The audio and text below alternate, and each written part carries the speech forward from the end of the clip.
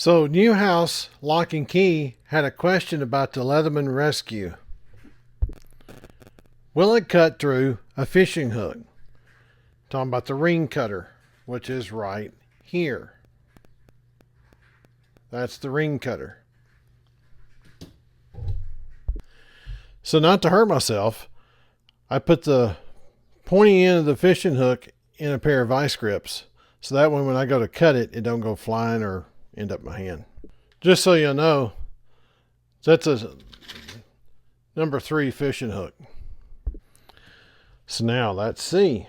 Will the ring cutter cut a fishing hook? That is a yes.